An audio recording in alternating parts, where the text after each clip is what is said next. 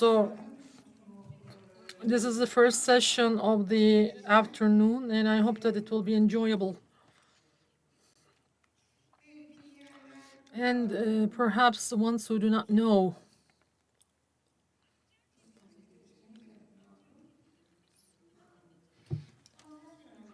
I don't know how this is moved.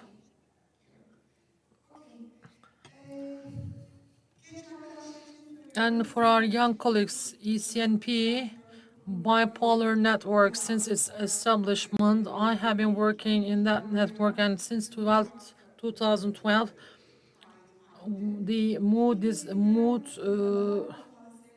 foundation is active, and also since 2007, I have been working as a member of the International Bipolar Consortium, and since 1995 until 2024, I have been working in Dokuzeli University, and as of 2025, we are now in the first quarter of the millennium. And in bipolar depression, it means that we haven't got many choices. And how we can manage it later to this, we are still making a great effort. And bipolar depression, as know that it has got a specific importance, because it may terminate or it may end up with suicides. We see that we have seen them in many of the celebrities. And as per the burden of disease data, global burden of disease 2019, we need to know that the mostly elected psychiatric situation is the depressive session or stage of the bipolarism. So it is more than threefold than manic attack and more than bipolar. We see that 72%, this number corresponds to 72% of the people. And in bipolar depression, there's another challenge. It's hyperphagia and hypersomnia. And these are side effects. So for that, it's challenging us for more.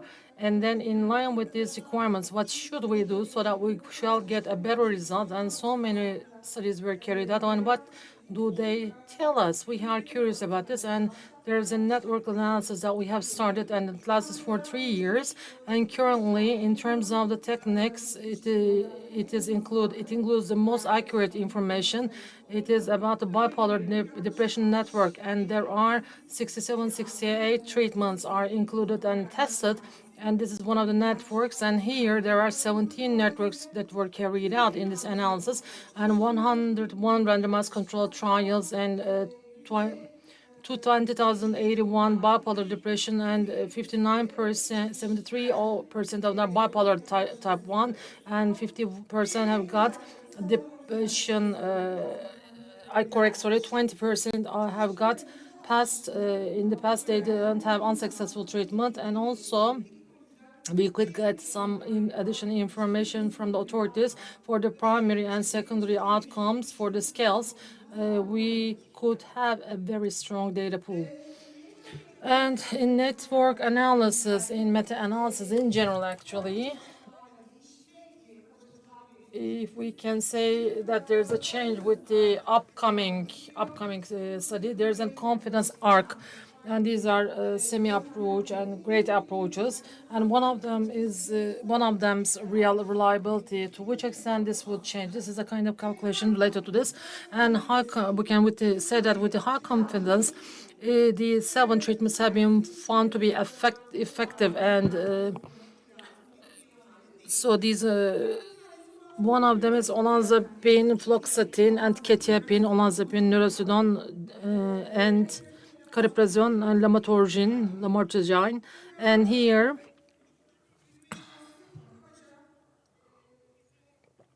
and roughly here, if you look in here,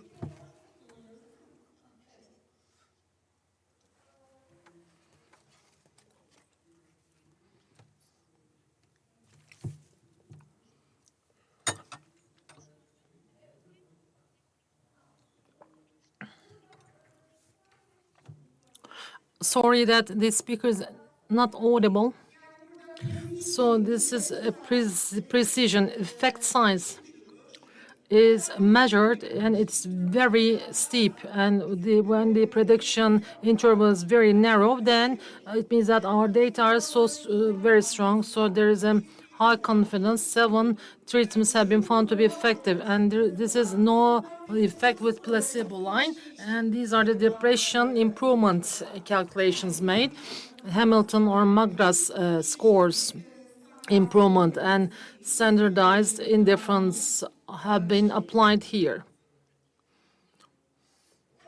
And olanzapine, fluoxetine, in 2003, FDA approved these two agents, and then 300 patients were under olanzapine and fluoxetine treatment, and the SMD power strength was 0.41, but in terms of the reliability intervals, it's significant. But I just tried to inform it in summary. In terms of the response, it is 2.5 more fold, and in remission, it's 2.28 fold. But compared to the placebo, there's a substantial rate gain. So it means that the marginal body weight is increased by 7%, and there's odd ratio. So we see that. And when we look at the quetiapine, and we know that it is approved by the FDA, and it is also approved by the Europe as well for the bipolar depression. And in 1,100 or 2,300 patients were used, and SMD is 0.35, and compared to the placebo, it's provided in benefit by 2%, by two folds, and also it's in terms of preventing manic switch, it is superior to for the quetiapine. It's significant. And in terms of the substantial weight gain, quetiapine, we see that approximately threefold weight gain provided, and it also increased three folds of sleep, and also in akathisia 2 folds is more. Olanzapine, it's not FDA approved for the bipolar depression, and it is SMD 0.35, and the response is 1.5 compared to the placebo, and also the substantial weight gain is 37, and sedation is 2.79. And in olanzapine, there's a QTC prolongation, and this is it's rather higher than quetiapine and aripiprazole significantly. And Residon, it was approved by FDA on 1,050 patients, SMD is 0.25, and response and remission rates are almost twofold, and the substantial weight gain is, in analysis, it causes 5-fold increase, and in the actual weight, in terms of mean difference, there's not significant. Perhaps in some patients, perhaps for the patients with predisposition, that cause an increase. However, it may also cause weight loss, so it shows an insignificance. So sedation is 2-fold more, akathisia 3-fold more, and EPS is 2-fold more, and QTC prolongation has not been caused. And then when we look into lumateperone, and we see that the number of the patients is 550, SMD is 0.27, response is 1.39, and remission 1.12. However, it coincided with the effect line, and it can also be interpreted that the population of the users, and some of them it's not effective, but in some of them it could be effective. So the remission rate is close to sedation, and also akathisia, and we're not seeing here. And cariprazine was approved in 2019, used in 1,000 patients. SMD is 0.23, and response is 1.51. Remission is 1.58. It causes weight gain, and it is 3-fold more. And actual change has already verified this. And 670 gram of increase has been caused as the mean difference. And sedation is about 2-fold more, and akathisia is by fourfold BPS is more, and there's no QTS prolongation. And of course, in these, since we would be using these drugs I'm using as an evidence base, and the lamotrigine 1000, and there's a trivial effect, and response and remission verifies it. It's about 1.5 fold compared to the placebo. There's no weight gain, no sedation. In many of the patients, there's no sedation. And in this regard, there is the effect minimal, but on the other side, in terms of not having a side effect in combination in strengthening, it might be an option. And in category 1, olanzapine, fluoxetine,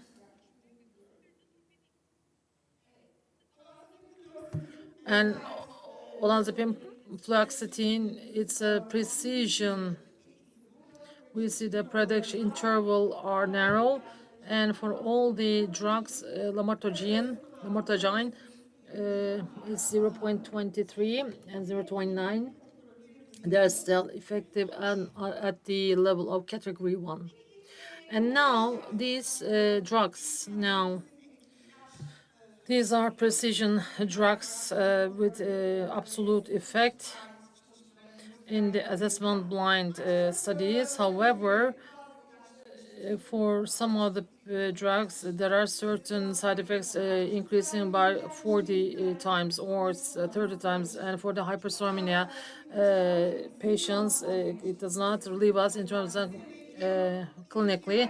And then we come across with this polypharmacy, and then we have to talk about, and we should consider what kind of a treatment we can develop. And if we just look into the weight gain totally, the olanzapine and fluoxetine is 41 folds, and lurasidone is 5 folds, quetiapine is 3 folds, and cariprazine is 3 folds. And in terms of weight loss, for armodafinil and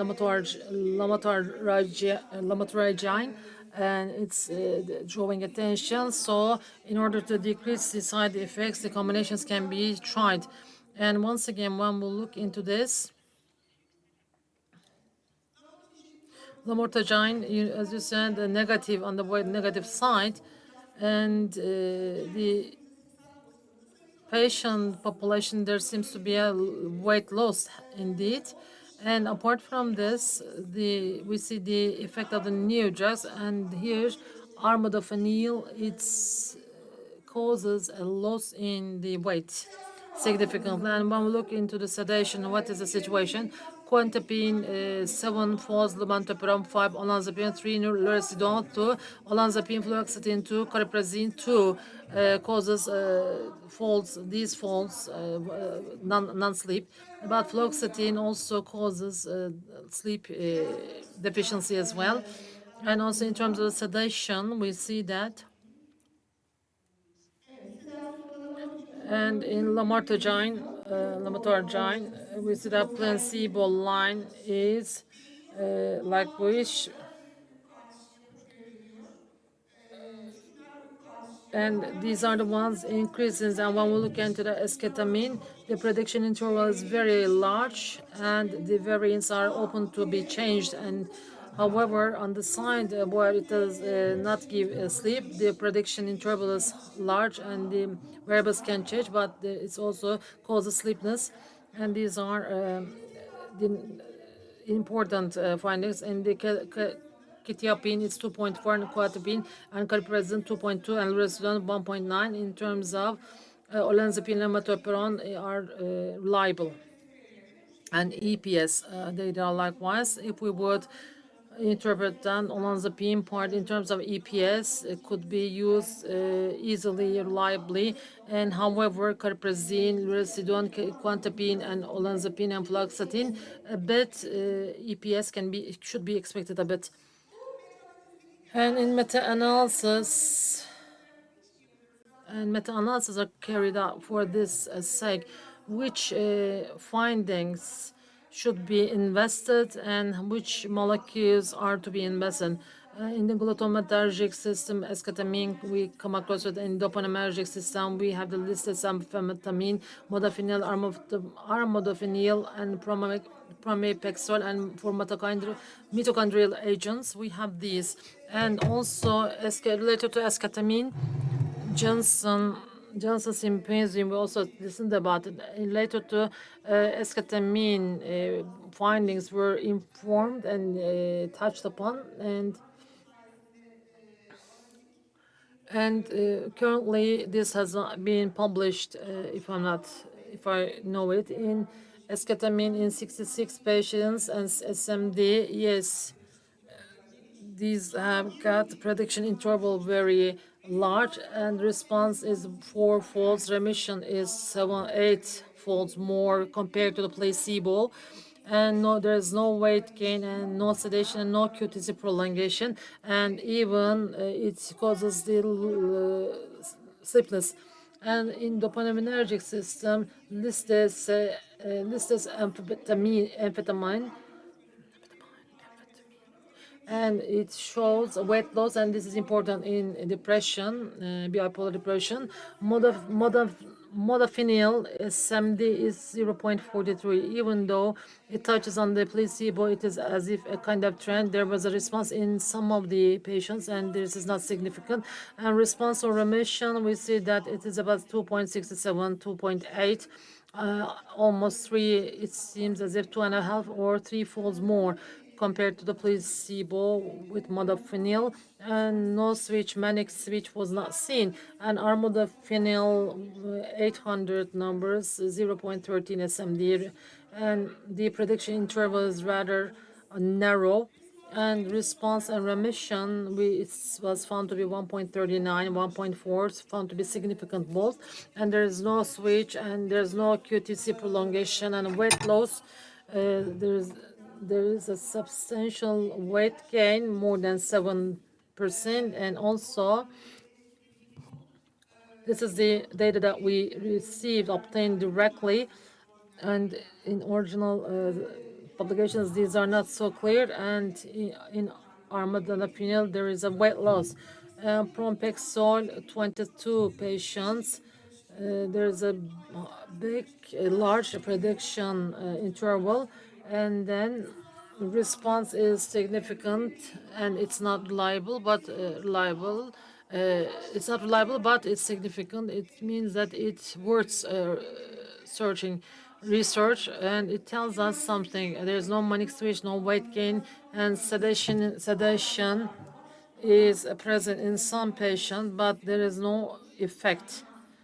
So it's not significant. And also, one of the others is that in terms of neuroprotective effect,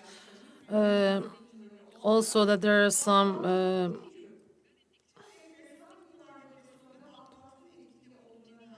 the valproate is effective in bipolar depression, but related to lithium, we see that there is no signal in terms of the effect.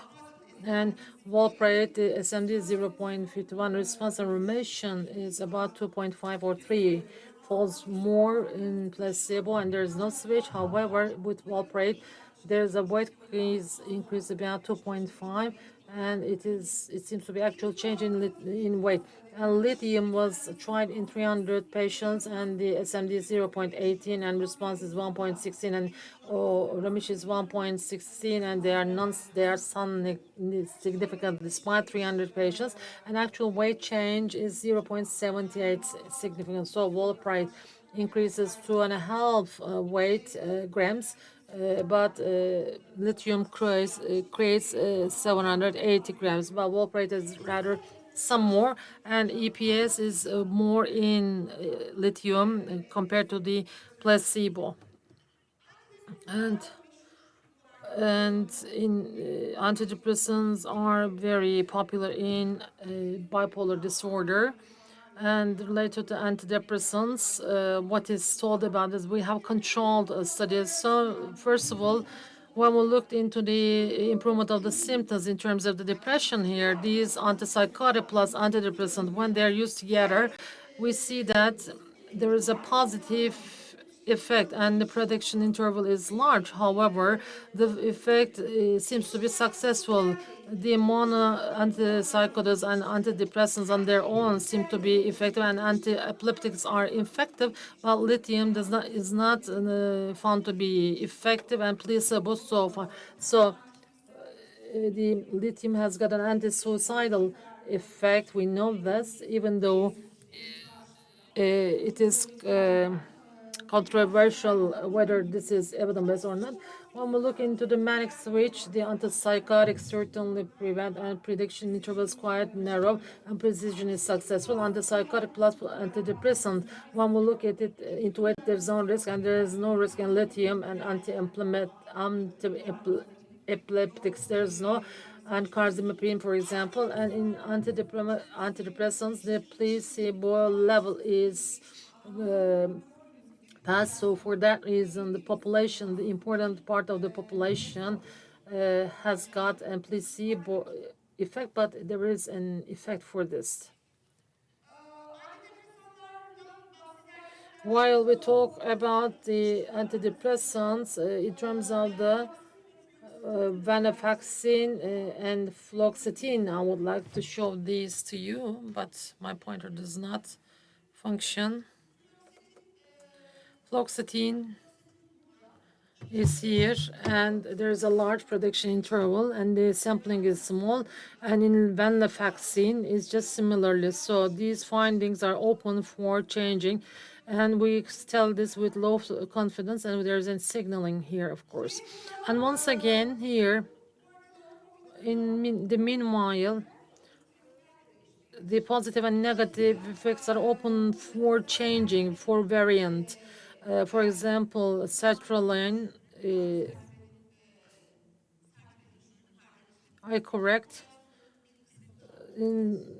there's a response in some of the population, and what imipramine just underneath.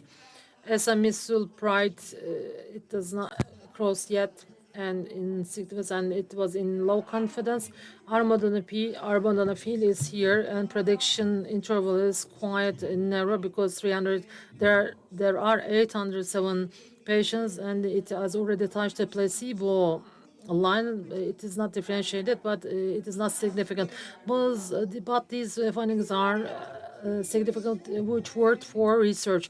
And in 2005, what we have done in 2025, and we wanted to repeat this systematic review. If the quantitative data increased enough, then we should update one. Since we have a data pool so big, it was becoming mandatory for us to repeat this every 2 or 3 years. So we looked into the situation where we stand in 2025, and as a systematic review, there are 7 inclusion criteria. In line with the inclusion criteria, we have found 7 findings, but there was no data that would work for quantitative analysis with different matters.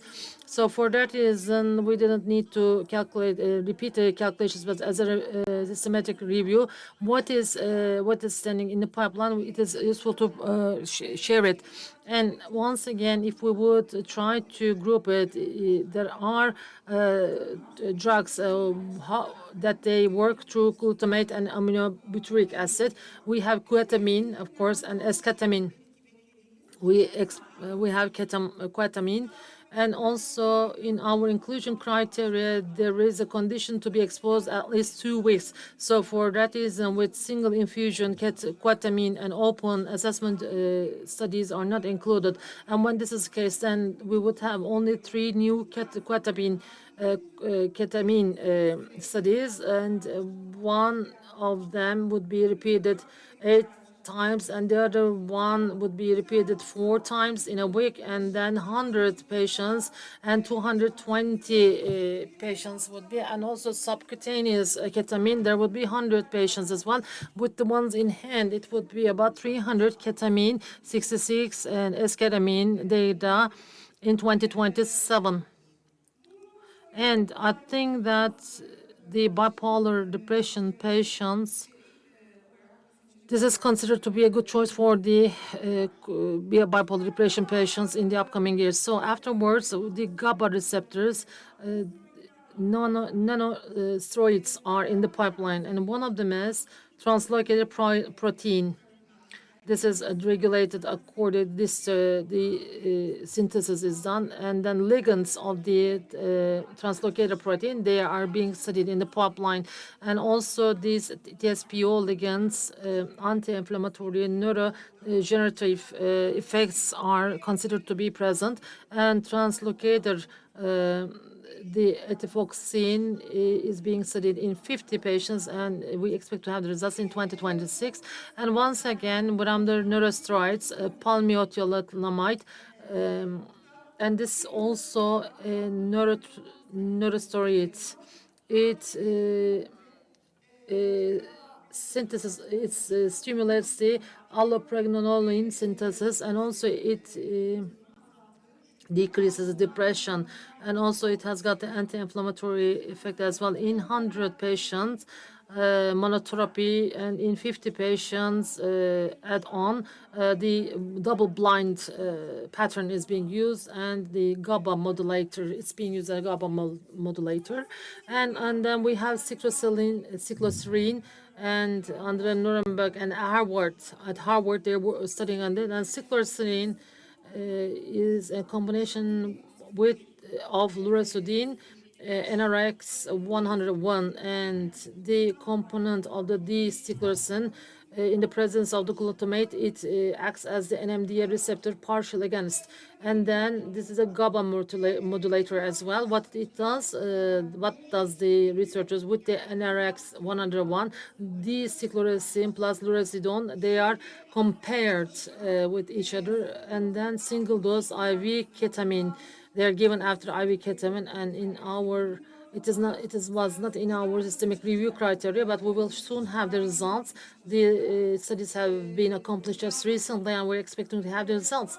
But on the other side, too, IV without IV ketamine, only cycloserine plus lurazidone are given, and for 150 patients, bipolar patients, and their findings are also expected to be seen soon. In the pipeline, once again, one of the most exciting is that opioid receptor modulators, and here actually tetrahydrocannabinol molecules. The cannabis, it is derived from the cannabis plant, and there are different effects. There are three receptors, the kappa opioid, mu opioid, kappa opioid, and delta receptors. And mu receptors provides the effort, and the kappa causes dysphoric and it causes anxiety. So kappa antagonists are in the line in terms of antidepressants and anti-anxiety.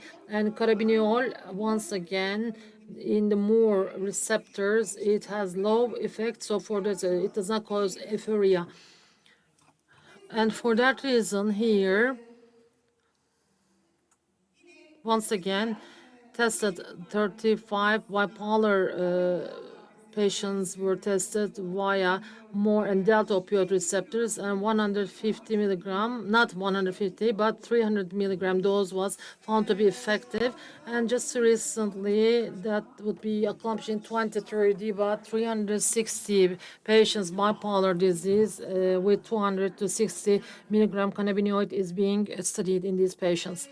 And once again, opioid receptor modulator, the core antagonists, core agonists have got create anxiety and this euphoria, and there is core antagonist NMRA 140, and this is navacaprant for 60 bipolar depression patients are studied with this, and at the end of 2025 we will have the results. And once again, in the pipeline we have immunomodulators, especially interleukin 2, Tregs, regulatory T helper cells are synthesized, and they are important in the activation of T cells. And accordingly, there are two important centers where we have got the results of the patients and positive information. And here, these are also bipolar bipolar depression patients. Interleukin alpha helps with the Tregs, through Tregs it helps. So finally, I don't know how it is reliable, but pentoxifylline, it decreases the cytokines, and then because it has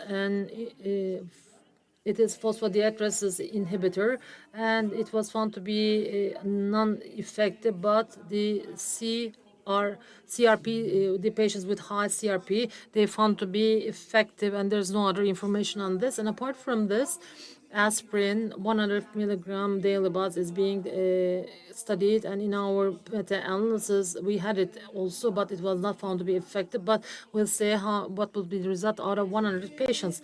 And dopaminergic modulators, and these days we have talked about armodafinil and then pramipexole, and it's a dopamine agonist, and pramipexole yet is not reliable. However, I just mentioned about the positive signal. And now for the 80 bipolar and unipolar depression patients, at the end of this year, we would have a new data. So this 22 patient population would be increased to 100 patients, and we shall see what would be the effect size. And then we shall remember there's a large prediction interval, there's a low confidence door,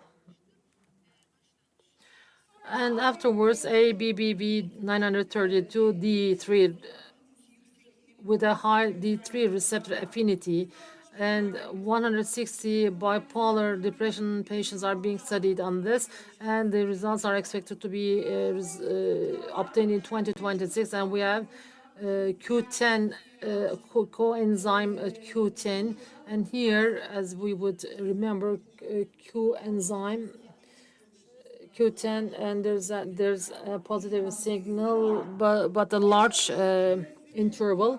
And then omega-3, it seemed to be effective. From Iran, there is a positive study that was reported related to omega-3 as an add-on for the bipolar depression. And in omega-3, here we see that it is about to touch the placebo, but not. So there is a significance. So it's a low confidence. And let's continue one again. So mitochondrial agents, if we would go with the mitochondrial agents, we have trimetazine, and it's a selective 3-ketoacetyl CoA teolase inhibitor, and it helps that the more effective, and also it decreases the free oxygen production, and the antioxidant effect is almost increased with all the agents. And in this regard, 3-metazidine, there are 260 patients are being studied on this, and also the results are expected to be seen in December. And these are the agents in the pipeline, and these are the evidences in hand. And what we could do, of course, it's not possible to talk without the evidence, but I'm just talking speculatively, and everyone has got a clinical experience, and these could be modified as per the experiences. But esketamine, for example, and olanzapine, fluoxetine, cariprazine, perhaps this could be, in terms of losing weight and sedation, it seems advantageous. Esketamine, armodafinil, in terms of decreasing the sleep, fluoxetine, for example, they can be considered in the combinations, and the evidence-based with a reliable one, which we are assured by 100% the side effect profiles. These are not, we are not very confident, very much assured. These might be supported with the other ones. So the drugs coming from the pipeline, the bipolar depression antipsychotics, the second generation antidepressants and antidepressants, and the opioids and interleukins, immunomodulators are really exciting, and their results are expected to be heard or seen soon, and this successful data tool would be updated, and in the upcoming period we would have a richer repertoire and for the treatment of the bipolar depression treatment. And just before I go, I would like to make an announcement with the chair's permission. And in 2012, we had a bipolar summit in Cappadocia, and there were 17 scientists who joined us, and then those discussions were published in Harvard publication, and then here we are repeating the bipolar summit. Perhaps we'll not have any more again. I would recommend you to participate, and this is an opportunity for the youngsters to participate in this. And this bipolar book with the Oxford Press, it is the one-to-one Turkish translation will be available, and for the registry and information you can access me, and then thank you very much, and you can reach me. Thanks a lot. It has been quite comprehensive and very informative, and perhaps we can have one or two questions. Thank you, Dr. Tuna from Ege University, from the Department of Child Psychiatry. I would like to ask two things. First, the propion. Couldn't see it, saw it. Bupropion. Where was its place? Because I use this very frequently, and also the attention deficit is also a complaint in the bipolar patients as well. So for that reason, I use it very frequently. If you can open my slides, and agomelatinin, as per this study as well as per your clinical experience, is there a place for this in bipolar depression? Thank you. Once again, please, the slides. So thanks a lot, bupropion. You reminded me.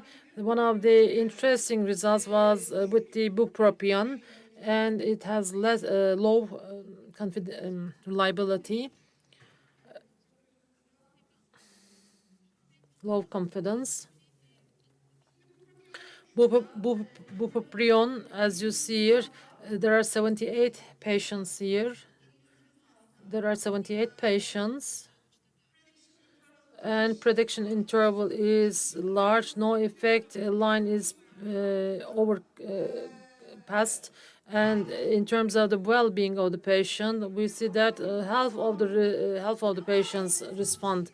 And however, for the remission and response, bupropion almost has got two folds, and response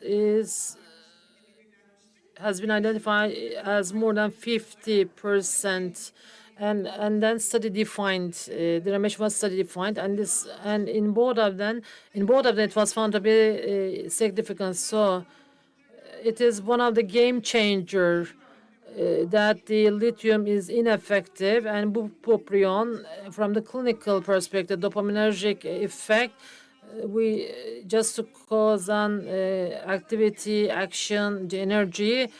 We see that it's open for change, but it has not created a change. But there's a signal, and it's worth studying, I think. And thank you very much for reminding. And this also worth studying, of course. And clinically, since some of the patients are benefiting from this, sure, mathematical wise. Yes, sure. These network analysis are pooled analysis, so we need to talk within high evidence level. But we see that even in the SMDD, it gives a response. in agomelatine, and it is also here, and related to this, there is no signal indeed. So we have 168 patients. It's just in the mid of the placebo, and it is not very low in patient population. There's not much hope. I wouldn't make investment for them. Bupropion, whether I would invest it, and this scene is close to it, but there's no signal in the agopropion. But I would certainly have the money. I would go for the bupropion for sure.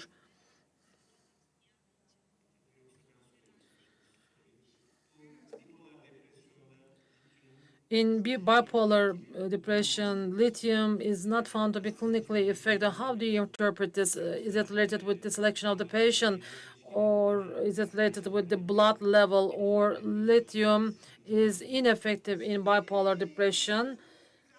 And this is a good question as well. Thanks for asking for this.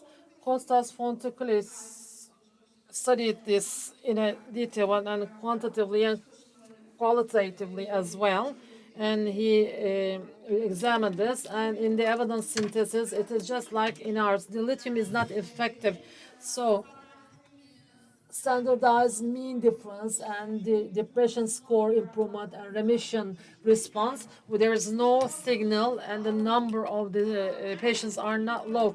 But in bipolar depression, don't you use the lithium at all? Yes, of course I'm using, because there's a neuroprotective and neurotropic effects, and in some patients they benefited very severely, and even in the schizophrenia I'm using them.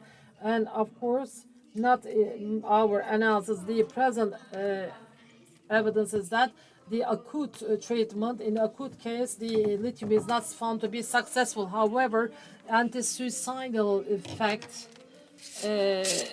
is rather hard to work evidence-based, but related to the anti-suicidal work, there are certain effects. Lithium is unknown, but volprotin effect is accurate and it is more clear. Thanks a lot. Thank you very much. And there's a last question. Yok değil mi hocam bu sizin analizinizde? Şimdi bu network şöyle Tunacığım, bir küçültüp gene gidebilirsek geriye, slide normal boyutunu almadan geri gitmiyor. Şimdi şu network analizinde her bir node diyoruz biz. Büyüklüğü yani direkt karşılaştırmalar, indirekt karşılaştırmalar birbiriyle bağlanmış durumda. Her bir ilaçta kaç hasta varsa o kadar. Mesela benim verdiğim rakamlar çalışma yani 2 kol ya da 3 kol toplama değil. Mesela işte ketiapin 1000 hastada, 100-1300 hastada çalışılmış diyoruz. Hakikaten 1100-1300 hasta ketiapin nodunda. Yani o kadar hasta bizzat ketiapin almış demek. Ve bu çalışmaların %60'ı add-on'du. Bizim 20.100 hasta, %73'ü bipolar tip 1, 101 randomize kontrollü çalışma, %60'ı add-on, %40'ı yani %34 monoterapi, %6 combination treatment. Aslında hani ben mesela bütün işte bupropiyonu da, hatta argomelatin de, yani benim denediğim hastalarım var. Kombinasyonda sonuçta fayda görüyorum. Yani tek başına bir etkinlik beklemiyorum, hatta vermezdim muhtemelen tek başına. O nedenle sordum hocam. Bipolar depresyonun özelliğinden dolayı mesela akutumanide biz Cipriani'nin haloperidolu 1 numaralı bulmasından sonra Amerika'daki bilim adamlarının da isteğiyle biz tekrarlamıştık ve 3. sırada falan bulunmuştu. Orada biz de eleştirmiştik. Yani monoterapiyi akutumanide bence sadece monoterapi olarak almak lazım. Ama bipolar depresyonda da tam tersi. Çünkü bipolar depresyon monoterapi olarak ele alınacak bir şey değil. Ayrıca da biz switch önlemeye çalışıyoruz bir yandan. Dolayısıyla bipolar depresyonda da tam tersi. Add-on, combination, monoterapi hepsi bir havuzda olmalı. Ama bipolar akut mani farklı bir şey. Orada monoterapi olarak çalışılmalı diye düşünüyorum hala. Peki, teşekkür ederiz hocam.